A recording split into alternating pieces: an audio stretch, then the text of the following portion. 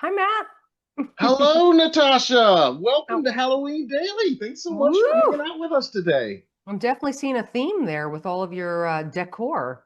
You know it. It might be June as we're talking, but it's always Halloween for us, no matter what time of year. It's reminding me of a store down the street from me here, Ventura Boulevard. Uh, Halloween all the time. that's it. That's it. That sounds like our home away from home, actually. Yeah, I'm sure. I'm sure. Exactly. So we are here today, talking about your new movie, which is House of Abraham, and you play the character Dee, the central character in this film. Can you tell us a little bit about how this project came to you and what excited you the most about taking on this role of Dee? Yeah, so I've been friends with Lucas Hassel, the writer, and actually stars in the film as well, for years. And, as friends do, it sort of money came about. They got finance. Lisa Belcher is a baller. She gets shit done. When she wants to get stuff done, she gets it done. And so suddenly they had the financing and the movie was happening. And it was going to be just a small little thing that they filmed together in during COVID times. And I think they came about, they got financing. They were like, wow, we can actually make a real movie, not just a two-hander kind of whatever. Mm-hmm. And so Lucas approached me. It was kind of last minute. And he said, I've always thought you'd be great for this character, but read it, no pressure, zero pressure. You can always say no. And I said, oh, I know I can. But you know what it's like with friends. You don't want to put Yeah. the pressure on them and make them try and do something they don't want to do. And I just got that script and I read it and I was so blown away. I thought it was unlike anything I'd read, Mm-hmm. very dark, not twisted, a dark subject matter that's very seldom talked about, Mm-hmm. particularly in film and particularly in this genre. So I thought, how cool. But as I was reading the script and I'm like 40, 50 pages in, I'm just kind of on the edge of my seat going, what is happening? What are all these people doing here? Now, of course, we're promoting the film, and we know that everybody's coming to this house for to end their lives, right? And to make that decision and to take agency and to do what they need to do. And they've made these choices for various reasons, and they all come together and they get to end their life in a dignified way. And obviously, things take a turn from there. But I just thought I'd never seen anything like this before. It's just very different. Yeah. Yeah. Watching it, I watched it last night. My wife and I, we both really enjoyed it, and I thought your performance, especially, just was really awesome. And Thank you. but like you say, the uniqueness of it, Mhm. struck me as a viewer because we haven't, it does deal with the subject matter that it can be very uncomfortable.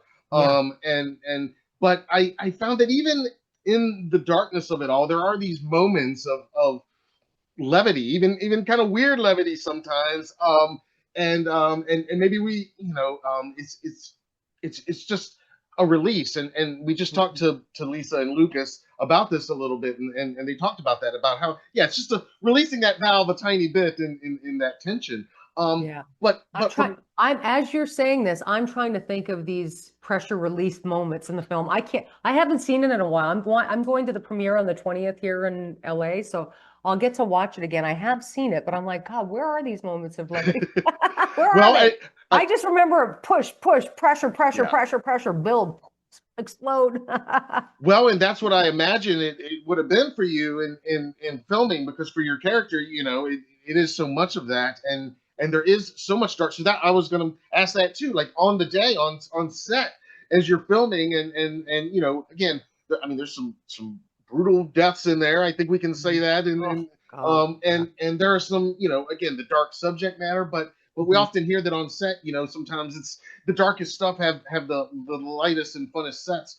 Yeah. How were you able to keep it lighter when as soon as they say cut? I always admire that when people say, "Oh yeah, but we have so much fun when we do these dark movies because we need a reprieve and we needed Yeah. this." And I honestly, if I'm being totally honest, I'm not quite that way inclined. So I will lighten up when I leave the set or when I Yeah. go home. But I do feel I'm not method by any means, but I do feel a little bit like I get my best work when I stay in a vibe. stay Hmm. in a place. So I do have my own space, whether it's a trailer or a room. In this case, it was a room in the house. And I do like to sort of keep myself a little bit isolated, which is a drag. I wish so much I was that actor that was like, jokes, ha, hoo, ha.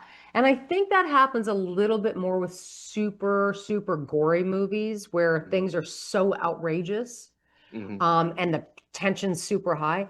This was such a nuanced psychological thriller slash horror. So it Hmm. was a little bit like staying in a mindset a little bit for me. There was levity in the movie. Lin Shaye, man. Lin Shaye brought all the levity. I'm just thinking, where's the levity? Friggin' Lin Shaye. Yes. Yes. Oh, Yes. her character was brilliant. Yes, so good. Oh, and yeah, So good. that was one of my favorite parts too. Was just Yeah. yeah. I mean, she and you're right. That's where a lot of it comes from. Really, Yes, is really yes, from the yes, character of yes. Beatrice, which is so And cool. Abraham And too has definitely because he's so yeah. unapologetically who he is in this, like, and what he's doing. And Hmm. you're right, there is some humor there too, actually. And Yeah. even some of his idiosyncrasies and just traditions of always having his shot at certain times, and Yes. just just certain things Yeah. that I found. Maybe I shouldn't have been laughing at sometimes, but No, but there you're were right. some No, moments there where is you're kind of laughing a little bit. for sure. Um, and like you said, Lin Shaye is so great in it. What was the most challenging part of making this film for you though? What was it Um, that the subject matter that you are kind of keeping it into it for that long, Yeah, or there were some moments that were easy to act. Let's just put it that way. okay, yeah, We all know somebody who's ended their life or their life has ended in a way. And there were so many versions of life ending episodes in this movie right, and in very realistic ways, not unconscious, not outrageous. Well, one of right, them was kind of pretty out there, but they were all out there in different ways. But because we've all known someone whose life has ended in various ways, there were some of those scenes that were much easier to play than others, and that was challenging. Sometimes it brings up real emotions from real life circumstances that I'm thinking of a couple in particular. I'm not going to get into it, mm, but yeah, some of those were hard. They're actually hard to see and watch, and particularly when you're working with good actors and yeah, they play it well. And even though you know it's not real, there are just moments where you get lost in what's happening in a scene, and whew, it's hard. It's tough. yeah. I imagine it must be, because again, I mean, some of those scenes were a little squirm inducing to watch for sure. Yeah. Um, Yeah. and one thing I did love about Dee as well is how her character, and again, not to spoil anything, but I mean, she's kind of a through line of kind of calling out a lot of Abraham's stuff, even from the beginning. She's kind of like asking the questions that nobody else is really willing to ask. That me as the viewer, I'm like, thank God she's saying some of these things, because Mm, where's why aren't these other people? But of course, everybody has their reasons in the film. But kind of a grounding character. My yes, character kind of grounds it a little bit, doesn't it? Yeah, you're yeah, right. She's yeah, curious, she's concerned, she's all of these things. And although she's going there for that reason too, apparently, she she also is very curious about how everybody's dealing and how right it is. She's kind of what's the word I'm looking for? She's the well, not grounding on some level, but she's the mhm, one that's the most openly curious, I yeah, think, and questioning whether or not it's right. She's the one questioning everything for yes, sure. Yeah. definitely, Yeah. definitely. Um, while we've got you for a few more minutes, I mean, I think I'd be remiss if not to bring up the fact that this year, 2025, marks the 30th anniversary of a little film called Species. I Um, know. I'm sure you're well aware of this. Crazy. What So crazy. what comes to your mind when you sit here and you think of that 3 decades ago that film was released, and almost exactly, we're recording this in June. I think it was a summer release, if I'm not mistaken, in Yeah, it was. Yeah. 95. Yeah. And it's become just this kind of iconic staple in the genre now. Mm. What are your thoughts on this milestone? My thoughts are that movie absolutely changed every single bit of direction in my life, which is just so incredible. I'm so grateful still to this day for to the director and producers and MGM and everybody for hiring me for that because it truly changed the entire trajectory of my life. It also makes me realize how friggin' fast time goes. I mean, what? And I'm also, super grateful to be amongst, really interesting and cool filmmakers and artists like H.R. Giger, who we lost now, but just incredibly brilliant artists. And to be a part of that in some small way, I think is Roger Donaldson, who directed the film. And, just I just got to be a part of something really, really cool that changed my whole life. And to be seen as, to play a character that was both vulnerable and excruciating and painful at times, or at least inflicted a lot of pain. Hmm. And to get to play that duality of character was such a gift. And also, looking back and being at the very the beginning of my career, being immortalized at that time in my life is just really special. I feel like it's a real full circle. I turned 50 last year, and so like to look back and think, my God, that was 30 years ago. I was 20 years old, and here we are, full circle. And by the way, I was at Trader Joe's 2 days ago, and people still recognize me from that movie. So I'm I'm both sure. flattered by that, but also realize what an impact it had on like generations. And by the way, even newer generations are watching it. So it's pretty cool. It's cool to be a part of something like that. I'm really grateful. Well, it's definitely become a classic in its own right, and yeah, like you Yeah. said, immortalized forever for genre fans for generations to rediscover year after year and decade Yeah. after decade, as happens in this genre as parents hand down their favorites to their kids and so forth. And so It's yeah, that doesn't surprise me at all that you're still getting recognized crazy. constantly and asked about that. For our last few minutes, if you'll indulge us, like we said at the top, every day's Halloween. So we always try to ask if we have the opportunity. First of all, do you celebrate Halloween? And if so, what does the holiday mean to you? Oh my God, it's so fun. Halloween, obviously, it changes all the time. So it went from in my early years of obviously looking like the hot, slutty girl out on the streets of Santa Monica Boulevard, having a blast. Yeah. Then it turned into motherhood and Mhm. schlepping little kitties around everywhere. And now it's about random parties, lazy Halloween costumes, throw some ears on, maybe you'll go to a friend's house. Yeah.